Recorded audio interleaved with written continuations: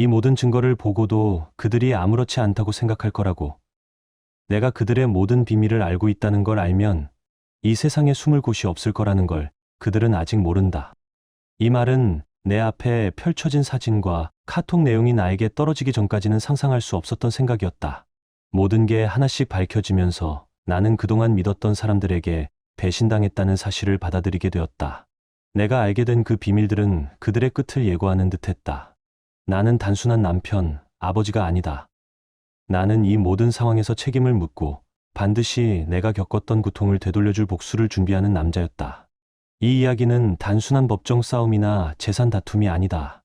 이건 사랑을 배신당한 남자의 복수극이다.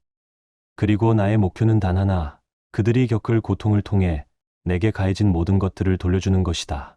나는 그들의 끝을 볼 것이다. 그들이 나에게 어떤 고통을 줬는지 그것이 그대로 그들에게 돌아가게 될 것이다.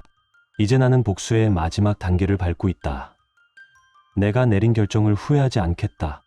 그들의 눈물과 사과는 내게 아무 의미가 없을 것이다. 나의 복수는 그들이 나에게 던진 상처를 고스란히 되돌려주는 과정이기 때문이다. 그리고 이 모든 것이 끝났을 때 나는 그들보다 더 강해져 있을 것이다. 결말은 여러분의 예상을 완전히 뒤엎을지도 모릅니다. 여러분의 생각은 어떠셨나요? 댓글로 꼭 남겨주세요. 구독과 좋아요도 잊지 마시고 방탐정의 이중 파일과 함께 더 놀랍고 흥미로운 이야기 속으로 떠나봐요. 안녕하세요. 저는 서울 신내동에서 작은 음식점을 운영하는 40대 남자입니다. 제 삶은 겉보기엔 평범해 보이지만 지금부터 들려드릴 이야기는 결코 평범하지 않습니다. 제 인생에서 가장 혹독했던 시절과 그 끝에서 맞이한 믿기 힘든 반전에 관한 이야기입니다. 시간이 아무리 흘러도 그날들을 떠올리면 아직도 가슴이 조여옵니다. 이 이야기를 글로 남기지 않으면 제 안에서 무언가 터져버릴 것 같은 느낌이 듭니다. 아내와 결혼한 지 벌써 7년이 지났습니다. 아내는 저보다 3살 어린 42살이고 서울의 한 공무원 기관에서 일하고 있습니다. 결혼 초 우리는 서로에게 전적인 신뢰를 보내며 누구보다도 가까운 사이였습니다. 비 오는 날 한 우산을 함께 쓰며 걸었던 그 길, 음식점이 잘 되지 않아 힘들어하던 때 아내는 당신이라면 뭐든 할 수 있어 라고 웃으며 위로해줬던 모습이 아직도 선명하게 떠오릅니다. 우리 집은 항상 국 끓는 냄새와 웃음소리로 가득 차 있었고 작은 집이었지만 세상에서 가장 따뜻한 곳처럼 느껴졌습니다.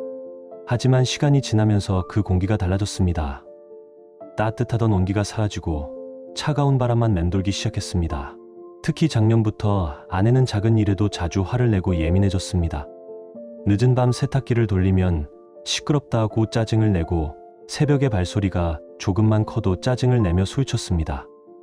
어느 날은 휴대전화로 영상을 보다가 무심코 웃음을 터뜨렸더니 돌아온 말은 "뭐가 그렇게 웃겨?" 라는 차가운 말이었습니다. 처음엔 아내가 직장에서 받은 스트레스로 힘들어하는 걸로 생각했습니다. 아내의 직업은 공무원 상담실장이었기 때문에 고객들을 상대하는 일이 정말 스트레스가 많을 것이라 여겼습니다. 그래서 나는 최대한 이해해 주려고 애썼습니다. 퇴근 후에는 설거지를 자처하고 주말마다 시장에 가서 장을 보고 정성껏 음식을 준비했습니다.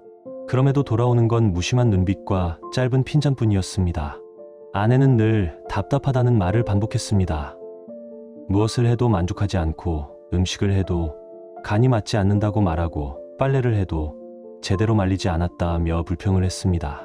심지어 꽃다발을 사다 드려도 그 돈 아끼고 다른 데 써라며 차갑게 대했습니다. 예전엔 퇴근 후 소파에 나란히 앉아 하루 동안 있었던 일을 나누며 웃곤 했는데 이제는 서로 등을 돌리고 침묵 속에서 지내는 시간이 길어졌습니다. 내가 말을 걸어도 아내는 늘 같은 대답만 했습니다. 피곤해. 그 말 한마디는 마치 벽처럼 가슴을 짓누르며 점점 더 답답한 마음이 커졌습니다. 도대체 내가 무엇을 잘못했을까? 왜 우리 관계는 이렇게 달라졌을까? 나는 밤마다 스스로에게 그런 질문을 던지며 고뇌했습니다. 이러는데도 바람 아니냐? 이게 카톡 대화 내용이다. 내 눈으로 봐라. 상간남은 얼굴이 새빨개지며 증거를 보더니 눈치를 못 채고 말했습니다. 그냥 친구 사이고요. 저희가 원래 이런 농담을 주고받았어요. 아무 일 없었습니다. 진짜예요. 그 말에 나는 전혀 흔들리지 않고 차가운 시선으로 그를 바라보았다.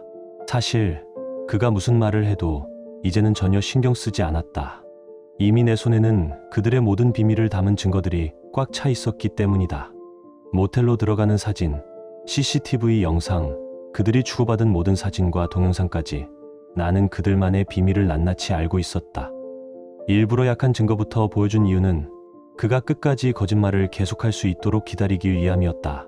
상간남은 점점 더 목소리를 높이며 변명하기 시작했다. 이런 증거로 사람을 이렇게 매도해도 되는 겁니까? 지민이하고는 그냥 한두 달에 한 번 보는 사이예요. 이렇게 직장까지 찾아오면 어떻게 합니까? 빨리 나가주세요. 그래, 오늘은 내가 이렇게 넘어갈게. 대신 너 각서 하나 써라. 강지민 다시는 안 만나고 연락도 하지 않겠다고.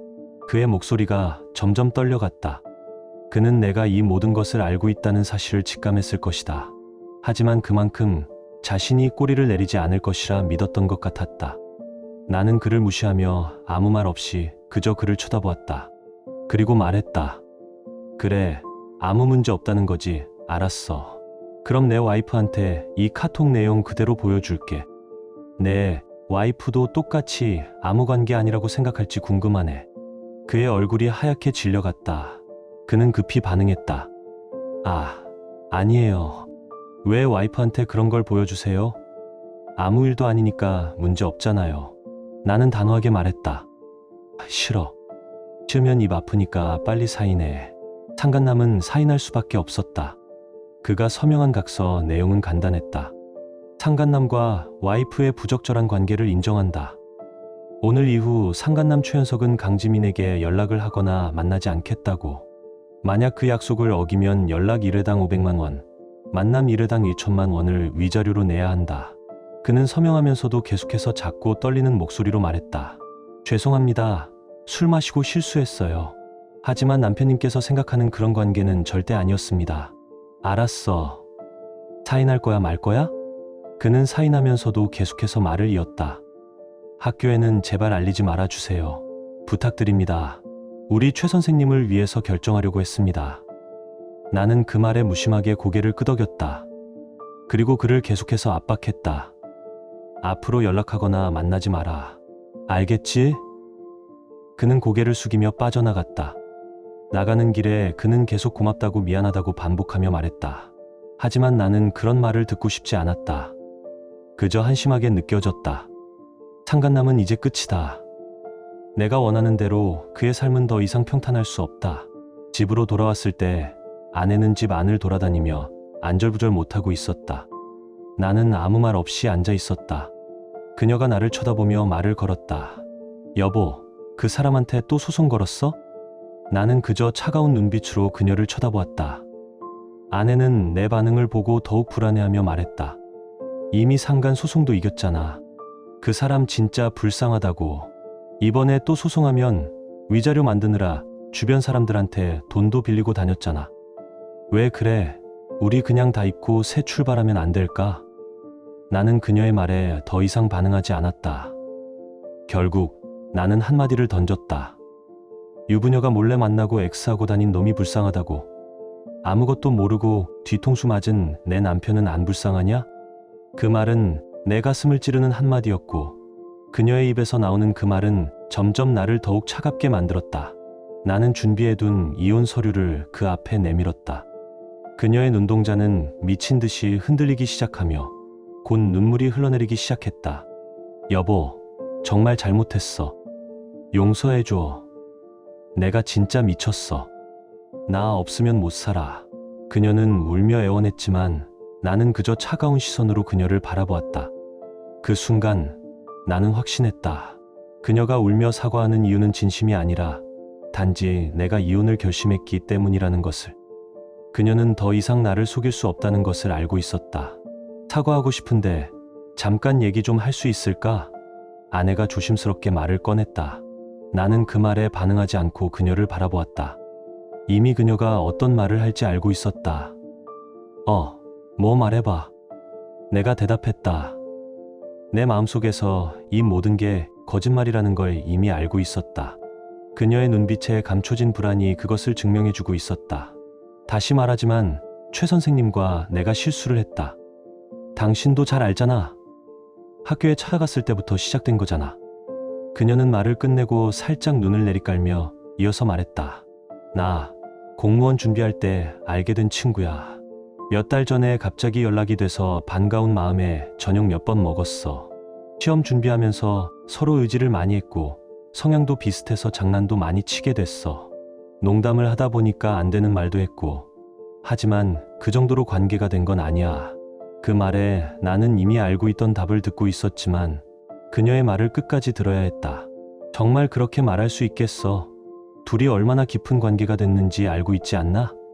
나는 차갑고 냉정하게 말을 이어갔다. 내 목소리는 떨리지 않았고 그녀가 더 이상 거짓말을 하지 못하게 하려는 내 결심이 담겨 있었다. 카톡을 본 게 언제냐고. 정말 실수였어. 그 사람은 그냥 친구였을 뿐이라고. 나는 진심으로 미안해. 그녀는 그 말을 끝내자마자 다시 나를 보고 눈물을 흘리기 시작했다. 그 모습이 고통스럽게 느껴졌지만 나는 더 이상 그럴 여유가 없었다. 그렇다면 왜 그 사람과 하는 대화를 모두 지우고 통화 기록도 삭제했어? 너는 그냥 친구라며 왜 그런 농담을 주고받아?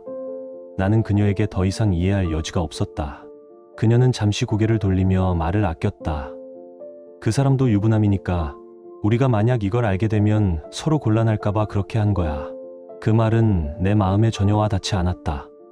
그러면 그 사람이랑 연애도 하지 않았고 그냥 친구라고? 그런데 왜 그렇게 주고받은 모든 대화를 삭제하고 다녔지? 그런 게 말이 되니? 맞아. 그 사람도 유부남이지만 그 사람과 아무 관계 없으니까 정말 미안해. 앞으로는 연락하지 않을게. 그녀는 눈물을 흘리며 손을 잡으려 했지만 나는 아무 말 없이 고개를 끄덕였다. 그럼 그 사람의 연락처를 지워. 그 사람이랑 다시 연락하지 말고 모든 걸 끝내. 지웠어. 차단했어. 진짜 다시는 연락하지 않을게. 미안해. 나는 그 말을 끝으로 다시 한번 차갑게 그녀를 바라보았다. 이제 그녀가 다시는 그 사람과 얽히지 않기를 바라는 마음보다는 그들이 저지른 일에 대한 책임을 지도록 만드는 데 집중할 때가 되었다. 그렇게 말할 수 있다면 정말 그렇게 끝낼 수 있을까? 그 말 속에서 나는 결국 그녀가 여전히 그 남자와의 관계를 끊지 않을 것임을 확신할 수 있었습니다. 그저 잠시 이 상황을 덮으려는 수작에 불과하다는 걸 잘 알고 있었습니다. 알았어. 이제 그런 일 없도록 해. 나는 차가운 목소리로 말하며 대화를 끝내려고 했습니다. 하지만 그녀는 계속해서 눈물을 흘리며 나에게 용서를 구했고 그녀의 머리카락을 쓰다듬으려 했지만 내 마음은 차가운 얼음처럼 굳어 있었고 그런 그녀의 손길을 더 이상 느끼고 싶지 않았습니다. 사과하고 싶은데 잠깐 얘기 좀 할 수 있을까? 아내가 고백하듯 말을 꺼냈습니다. 나는 이미 그녀의 눈치를 빠르게 살피고 있었습니다. 뭐 말해봐. 내가 대답하며 이미 마음속에서 이 모든 게 거짓말이라는 걸 알고 있었습니다. 그녀는 속마음을 숨기려 애쓰는 듯한 모습이었지만 그 눈빛에서 숨길 수 없는 불안함이 묻어나왔습니다. 다시 말하지만 최 선생님과 내가 실수를 했다. 당신도 잘 알잖아. 학교에 찾아갔을 때부터 시작된 거잖아. 그녀는 그 말을 끝내고 나서 살짝 눈을 내리깔며 다시 말을 이어갔습니다. 나 공무원 준비할 때 알게 된 친구야.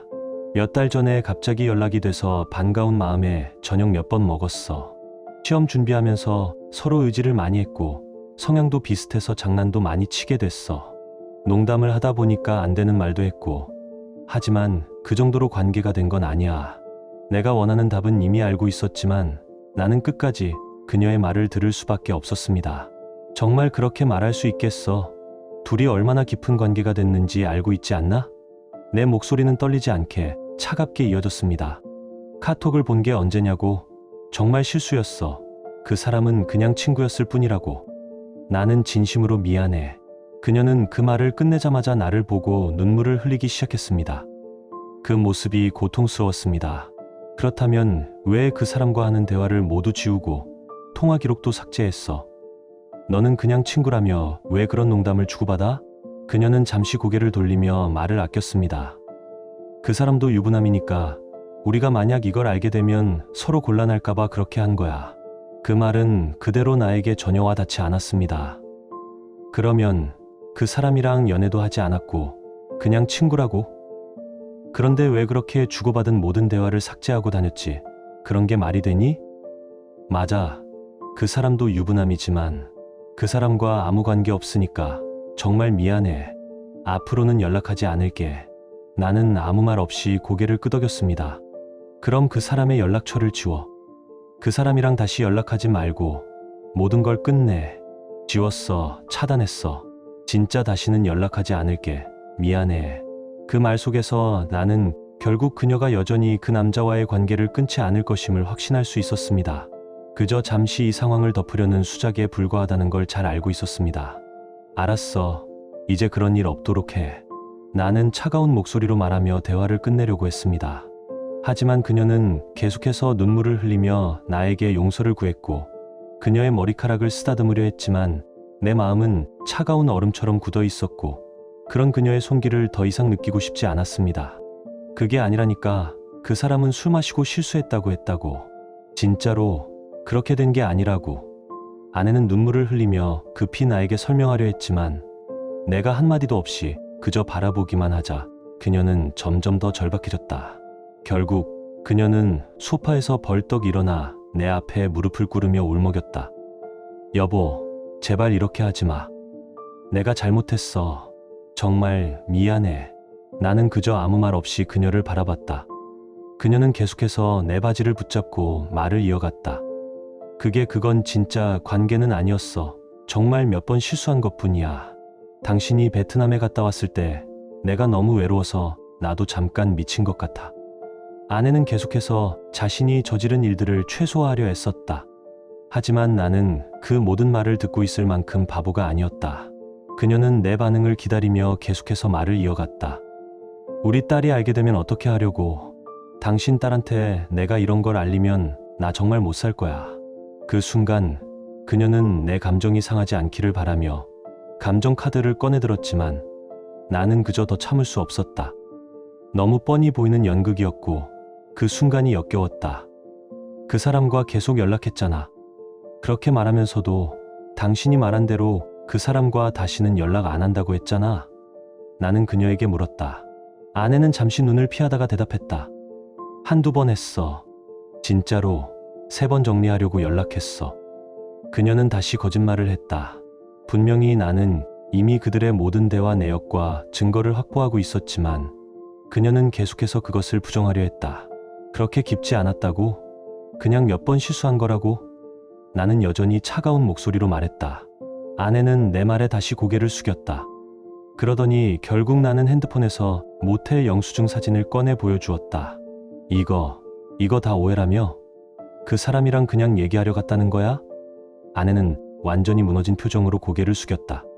그녀는 다시 고개를 들고 애원하는 눈빛으로 나에게 말했다.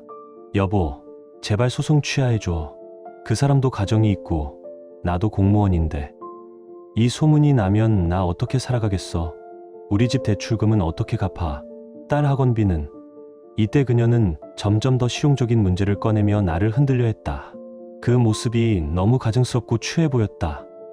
그 사람 아내한테 소송당하면 어떻게 할 거야? 공무원 그만두면 우리 가족은 어떻게 살아? 내가 뭐든지 할게. 그냥 소송만 취하해줘, 제발. 그녀는 바닥에 엎드려 계속 울었다. 그때 갑자기 머리를 쥐어뜯으며 말했다. 내가 평생 갚을게. 더 잘할게. 집안일도 다 할게. 당신이 원하는 건 다 할게. 제발 소송만 취하해줘. 이 모든 말이 진심인지 아니면 연기인지를 구분하기 어려웠지만 나는 그동안 아내의 행동을 충분히 지켜봤기에 그것이 계산된 행동임을 알 수 있었다. 그녀는 내가 가지고 있는 증거를 전혀 모르고 있었다. 그 사람은 더 이상 연락하지 않겠다고 했어. 알겠지? 나는 냉정하게 말했다. 그래, 그 사람과는 다시는 연락하지 않겠다고 했어. 진짜 그 사람에게 연락하지 않겠다고? 나는 다시 한번 그녀에게 확인했다. 아내는 고개를 끄덕이며 말했다. 네, 정말 더 이상 연락하지 않을게. 약속할게. 그 순간 나는 그녀의 말을 믿지 않았고 내 마음속에서 이미 모든 것이 끝났다고 느꼈다. 그녀가 다시 돌아오는 일은 없을 것이다. 어제 아내가 다시 집을 떠났습니다. 예고된 일처럼 이번에는 잊혀짐과 정신적 학대라는 말을 들고 떠났습니다. 사실 그녀가 이런 말을 꺼낼 줄 알았기에 별로 놀랍지 않았습니다. 그동안 나와의 대화 속에서 그리고 점차 얼어붙은 관계 속에서 그녀의 말과 행동을 유심히 지켜봤습니다. 아내는 나를 믿지 못한다고 늘 불평하며 오히려 자신이 피해자라고 주장해왔습니다. 언제나 남을 탓하고 자신의 잘못은 하나도 인정하지 않았습니다. 그 말이 얼마나 무책임하고 뻔뻔한지 이제는 잘 알게 되었습니다. 상간남에게 연락을 거부하겠다고 한 후 아내의 태도는 180도 달라졌습니다. 그 전에 울고불고 하던 모습은 어디로 갔는지 이제는 완전히 차갑고 무자비한 모습으로 변해 있었습니다. 아내는 나를 고립시키려고 하고 내 모든 행동을 의심하며 내게 반격하려 들었습니다. 그러나 나는 알았습니다. 그녀가 진짜 문제는 내게 있는 것이 아니라 그녀 자신이 저지른 죄와 그것을 숨기려는 마음이었음을. 변호사에게서 상간남 측의 답변서를 받았을 때 나는 그 내용에 할 말을 잃었습니다. 상간남과 아내는 이제 자신들의 행동을 정당화하려는 또 다른 이야기를 만들어냈습니다. 우리 가정은 이미 파탄이 나 있었고 나는 의처증이 있었다. 그냥 친구 사이였고 내가 오해했다. 이런 내용이 적혀 있었습니다. 그들의 거짓말은 너무 뻔하고 사실을 왜곡한 말들이었지만 나는 그들에게 웃음을 보였습니다. 이미 나에게는 그들이 펼치는 이야기가 아무런 의미가 없었습니다. 소송이 시작되고 나는 그들의 거짓말을 하나하나 파헤쳤습니다. 하지만 아내와 상간남은 끝까지 발뺌하며 시간을 끌었고 나는 그 시간을 주면서 그들의 속내를 파악하려 했습니다. 그 사이 아내는 나를 불안하게 하려 했고 상간남에게 여러 가지 정보를 제공하며 그에게 유리한 조건을 마련하려 했습니다. 그러나 나는 여전히 침착하게 그들을 지켜보며 증거를 모았습니다. 아내는 계속해서 나를 괴롭히고 나의 증거를 부정하려 했습니다. 그리고 결국 2달 뒤 또 다른 기회를 만들어내기 위해 다시 가출했습니다. 이번에는 더 나아가 이혼 소송까지 제기한 것입니다. 그 이유는 여전히 내 의처증과 정신적, 육체적 학대 때문이라고 주장했습니다. 그 말이 얼마나 어처구니 없고 터무니없는지 이제는 분명히 알 수 있었습니다. 하지만 나에게는 이미 준비가 되어 있었습니다. 나는 이 싸움에서 결코 물러서지 않을 것입니다. 더 이상 그녀의 말에 휘둘리지 않으며 그들이 저지른 잘못은 반드시 밝혀낼 것입니다. 지금까지의 모든 준비와 증거를 바탕으로 나는 그들에게 마지막 일격을 날릴 준비가 되어 있습니다. 이제부터는 내 차례입니다. 내가 선택한 길을 따라가겠습니다. 그들이 저지른 죄를 치르게 할 것입니다. 이혼 소송이 끝나고 2주가 지났습니다. 그동안 아내의 상태를 지켜보니 확실히 상간남과 헤어진 듯 보였습니다. 예전처럼 몰래 그와 연락을 주고받고 사라졌던 모습들은 사라지고 이제는 더 활발하게 집안일도 도와주고 저녁도 잘 챙겨주려는 모습이 보였습니다. 하지만 이상하게도 그동안 불규칙하던 시간이 갑자기 너무나 평범하고 정형화되어 보였습니다. 아내는 요즘 자꾸 화장실을 들락날락거리고 그런 모습이 괜히 신경이 쓰였죠. 그런 행동을 보면 마치 그녀의 내면에서 여전히 다른 의도가 있다는 생각이 드는 게 사실입니다. 그리고 그저 집 안에 앉아있는 아내는 딸이 걱정돼서 엄마 아픈 거 아니야? 라고 묻자 괜찮다 하고 아무 감정 없이 대답하는 그 모습을 보며 정말 속이 쓰렸습니다. 아내는 자기가 저지른 일이 얼마나 큰 상처를 딸에게 남겼는지 전혀 신경 쓰지 않는 듯 보였습니다. 그날 밤 아내가 씩씩한 걸음으로 부엌으로 가던 모습이 떠오릅니다. 예전의 아내라면 분명히 나에게 말을 걸거나 하루 동안의 일상에 대해 이야기했겠지만 지금은 그저 조용히 머리만 숙이며 움직일 뿐입니다. 그동안 우리가 함께했던 웃음과 대화는 모두 과거의 일처럼 느껴졌습니다. 나는 그 사실을 점점 더 실감하며 그 모든 것이 완전히 돌아갈 수 없는 지점에 이르렀다는 것을 인식하기 시작했습니다. 그럼에도 아내는 여전히 내 눈치를 보고 있었습니다. 마치 내 반응에 따라 그녀의 미래가 달라질 것만 같은 모습으로 말이죠. 이젠 내가 왜 그렇게 답답해하는지, 왜 그렇게 이 상황을 참아왔는지 이해할 수 있었습니다. 내가 그녀를 사랑했다고 느끼지 않은 적은 없지만 지금은 그녀가 내게 끼친 상처가 너무나 깊게 박혀 있었기에 그 감정이 더 이상 진심으로 다가오지 않았습니다. 그녀는 더 이상 나에게 사랑을 주는 존재가 아닌 나를 속였던 죄인으로만 느껴졌습니다. 그 모든 신뢰가 한순간에 무너졌고 그 공허함은 시간이 지나도 쉽게 치유되지 않았습니다. 그렇게 지켜보던 중 하루가 지나고 아내는 또 다른 변화를 보였습니다. 갑자기 예전처럼 나에게 다가와 내 옷깃을 잡고 눈물을 보이며 말했죠. 정말 미안해, 여보. 나도 나를 너무 몰랐어. 그 사람과의 관계가 그렇게까지 깊어질 줄은 몰랐어. 나도 너무 혼란스러웠고, 그래서 그런 실수를 한 거야. 그녀는 내게 무릎을 꿇고 진심으로 사과했습니다. 그 모습을 보고 있자니 그녀의 진심인 듯 보였지만 그와 동시에 너무나도 가식적으로 느껴지기도 했습니다. 내가 미워하는 것은 그녀가 저지른 일이 아니라 그 일이 나에게 얼마나 큰 상처를 남겼는지, 그리고 그녀가 그 상처를 진심으로 인정하고 이해하려 하지 않았다는 점입니다. 그 사람이랑 계속 연락을 했지. 그런데 왜 그런 농담을 주고받았어? 나는 여전히 차가운 목소리로 그녀에게 물었습니다. 그녀는 잠시 침묵하다가 고개를 숙이며 그 사람은 그냥 친구였어. 내가 너무 외로웠어. 그래서 그런 말을 했던 거야. 진심으로 후회해라며 말했습니다. 그 말 속에서 진심을 느끼려고 했지만 나는 이미 그녀의 진심을 믿을 수 없었습니다. 내가 뭘 그렇게 상처받았는지 그녀는 정말 모르고 있는 것 같았습니다. 그저 한마디 사과로 모든 게 해결될 수 있다고 생각하는 그 모습이 더 이상 나에게는 설득력이 없었습니다. 나는 냉정하게 말했습니다. 그 사람과의 관계는 끝났다고. 그런데 왜 그렇게 계속 그 사람과 연락을 했어? 왜 모든 기록을 지웠어? 그런 건 그냥 친구 사이에서는 있을 수 없는 일이야. 아내는 고개를 숙이고 아무 말도 하지 않았습니다. 그런 그녀의 모습을 보며 나는 마음속으로 그녀를 이미 끝내고 있었다는 것을 깨달았습니다. 예전에 아내가 나와 함께 웃고 대화하던 아내는 더 이상 존재하지 않았습니다. 그때 나는 준비해둔 증거를 꺼내어 테이블에 올려놓았습니다. 이건 내가 알고 싶지 않았겠지만 너와 그 사람의 대화 내용, 모든 통화 기록이 여기에 있어. 이건 그냥 친구 사이가 아니야. 나는 그녀의 눈앞에 그 증거들을 놓으며 차갑게 말했습니다. 이제 내가 말할 수 있는 건 뭐가 있어? 모든 것이 드러났어. 상간남과의 관계는 이제 내가 끝내놓은 상황이라 아내와의 모든 대화에서 나는 이 상황을 더 이상 이어갈 이유가 없었습니다. 그녀가 말한 사과는 그저 말뿐이었고 그 말 뒤에 숨은 진짜 생각은 더 이상 나에게 속일 수 없었습니다. 그녀는 아마 상간남이 아직 완전히 떠나지 않았다고 믿고 있을 수도 있겠지만 나는 그들이 그동안 나를 얼마나 속였는지를 확실히 알고 있었습니다. 지금 이 순간 나에게 남은 건 단 하나, 그들의 죄를 끝까지 밝혀내고 그들의 삶의 가혹한 대가를 치르게 하는 것입니다. 그때부터 아내의 바람 기운은 더욱 확실히 느껴졌습니다. 처음엔 그냥 친구라고 말했지만 몇 번이고 사람 친구들과 만나는 것을 허용한 뒤 그 친구들 중 일부가 너무 가깝고 때로는 자주 연락하는 모습을 보였기에 더욱 의심이 들었습니다. 나는 몇 차례 일을 지적했지만 아내는 그저 이제 조금씩 나만의 시간을 가지려는데 왜 이렇게 간섭하냐고 화를 내며 반박했습니다. 결국 우리는 부부 상담을 받게 되었고 아내는 그 자리에서 내 입장을 이해한다고 말하며 반성하는 듯 보였지만 결국 결론은 내 인간관계를 내가 컨트롤하겠다는 입장이었습니다. 그 후 나는 아내의 심리적인 부분에 대해 더 깊이 생각해보게 되었습니다. 불륜에 대해서 공부하면서 나는 특정 심리장애를 가진 사람들일수록 불륜에 빠질 가능성이 높다는 결론을 내렸습니다.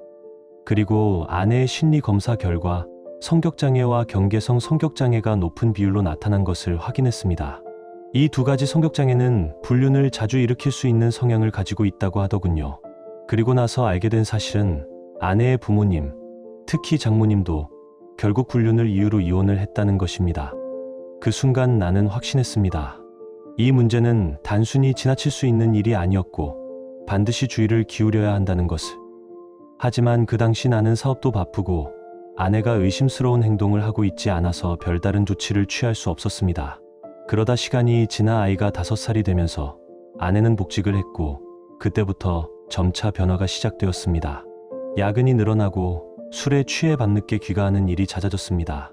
그 중 어느 날 술에 취한 아내의 핸드폰을 보게 되었고 그 안에는 모르는 남자와 친밀하게 대화하는 내용이 있었습니다.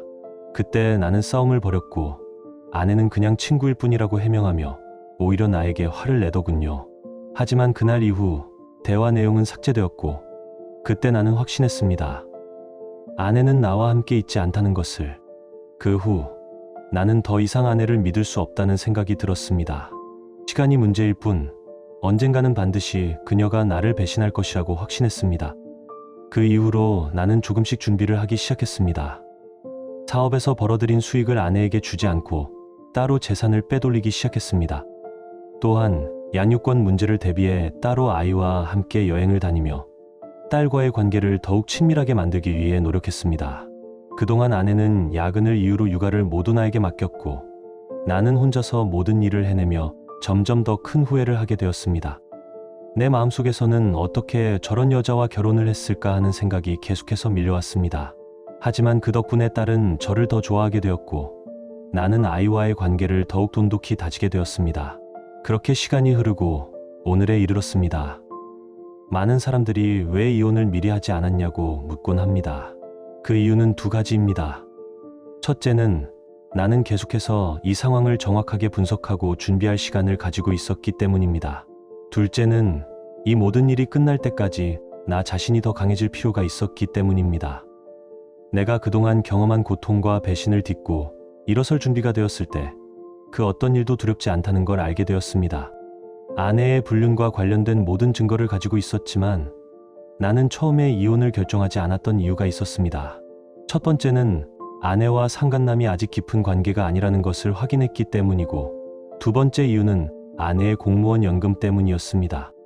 이혼 시 공무원 연금도 분할 대상이 되며 이는 근속 기간에 따라 금액 차이가 클 수 있기 때문에 급히 이혼을 결정하는 것보다는 시간을 두고 조금 더 지켜보는 것이 나은 선택이었습니다.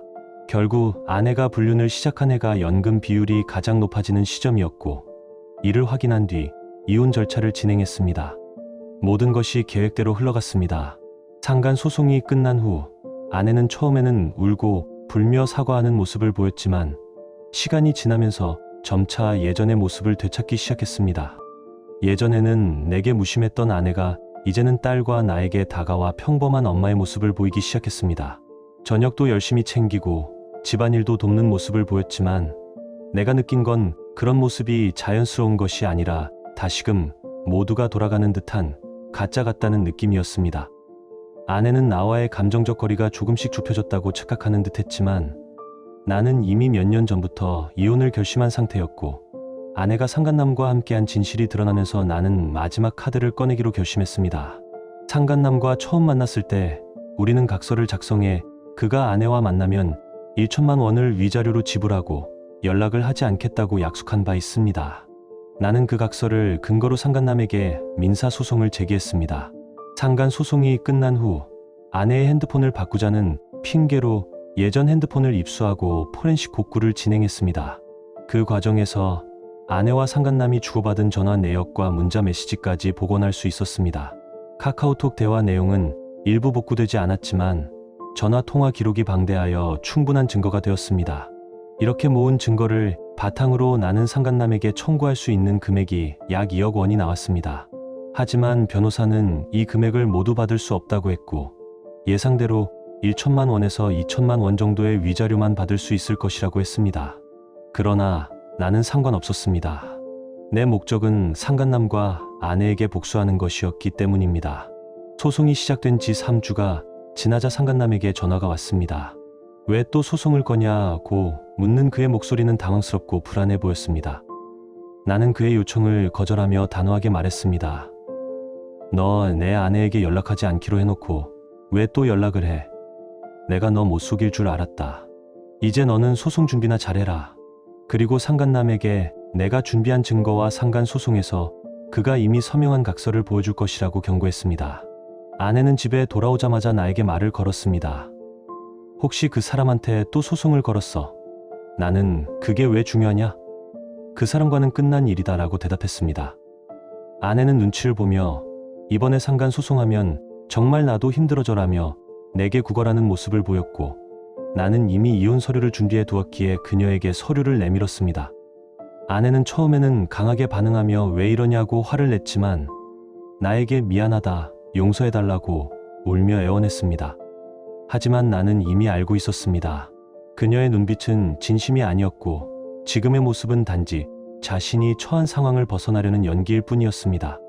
그녀가 과거 상간남과 함께했던 모든 일들이 나에게 어떤 상처를 남겼는지 그리고 그 상처를 회복하기 위해선 그녀가 겪어야 할 대가가 있다는 사실을 깨달았습니다. 이제 모든 준비가 끝났고 내 복수는 단순히 금전적인 보상에 그치지 않을 것입니다. 이 모든 일들이 끝나면 나는 그녀와 상간남에게 더 큰 대가를 요구할 것입니다. 그들이 날 속였던 만큼 그들에게도 똑같은 고통을 안겨주기 위한 시간이 다가오고 있습니다. 아내의 불륜과 관련된 모든 증거를 가지고 있었지만 내가 이혼을 결심하지 않았던 이유는 두 가지가 있었다. 첫 번째는 아내와 상간남이 깊은 관계가 아니라는 확신이었고, 두 번째는 아내의 공무원 연금 때문이었다. 이혼 시 공무원 연금도 분할 대상이 되며 근속 기간에 따라 금액 차이가 크기 때문에 급히 이혼을 결정하는 것보다 시간을 두고 조금 더 지켜보는 것이 나은 선택이라 생각했다.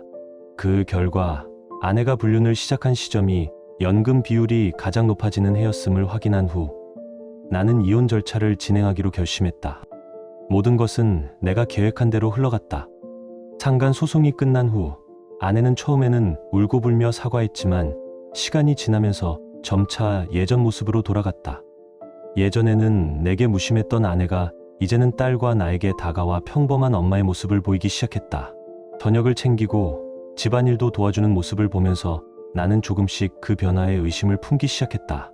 그런 모습이 너무 기계적이고 억지스러워 보였기 때문이다. 나는 이미 몇 년 전부터 이혼을 결심했으며 그녀와 상간남의 관계가 드러난 후 이제는 마지막 카드를 꺼내기로 했다. 상간남과 처음 만났을 때 우리는 각서를 작성했다.